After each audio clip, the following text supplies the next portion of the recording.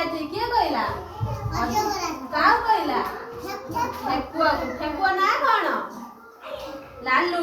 ଲାଲୁ ତ ଭାରି ବୁଦ୍ଧିଆ ନାଇଁ? ଲାଲୁ କହିଲା ମତେ ଖାଇଲେ କଣ ହବ? ତୋ ପେଟ କଣ ପୁରିବ?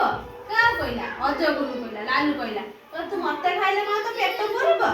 ହେଲା ରାସ୍ତା ସେପଟେ ହେଲା ଜଙ୍ଗଲରେ ହେଲା ହରିଣ ଅଛି। କିଏ କହିଲା? ଲାଲୁ କହିଲା କାହାକୁ କହିଲା? ଅଜଗରକୁ କହିଲା ରାସ୍ତା ସେପଟେ ଜଙ୍ଗଲରେ ହରିଣ ଅଛି।